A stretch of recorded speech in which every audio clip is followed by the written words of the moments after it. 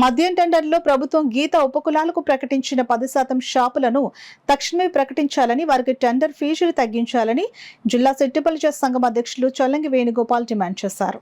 కాకినాడ రామారావుపేటలో గల సంఘం భవనంలో ఏర్పాటు చేసిన మీడియా సమావేశంలో చొల్లంగి వేణుగోపాల్, టీడీపీ నాయకులు నులుకుర్తి వెంకటేశ్వరరావు మాట్లాడుతూ, ప్రస్తుతం జరుగుతున్న టెండర్లలోనే గీత ఉపకులాలకు కేటాయించిన 10% షాపులకు కూడా టెండర్లు పిలవాలని, అప్పుడే న్యాయం జరుగుతుందని అన్నారు. ఈ మీడియా సమావేశంలో సెట్టిపల్లి సంఘ నాయకులు పాల్గొన్నారు.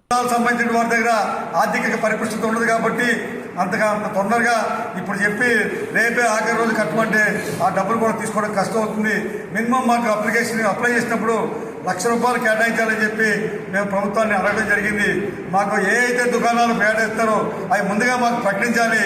అట్లా ఖచ్చితంగా సేల్ ఉన్నటువంటి దుకాణాలు పక్కన తీసేసి ఏవి సేల్ తక్కువ ఉన్నటువంటి దుకాణాలు కేటాయించినట్లయితే మేము మోసపోయిన అవుతాం. కాబట్టి ఈ ప్రభుత్వం మమ్మల్ని ఆదుకోవాలి.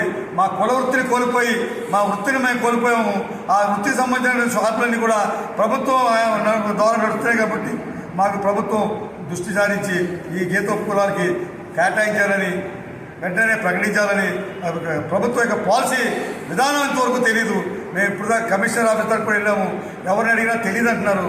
కాబట్టి వెంటనే మాకు తెలియజేయాలని, ప్రకటించాలని, మాకు కేటాయించాలని చెప్పి మేము డిమాండ్ చేస్తున్నాం. మన ముఖ్యమంత్రి వర్యులు చంద్రబాబు నాయుడు గారు ఎలక్షన్ ముందు వాగ్దానం చేయడం జరిగింది.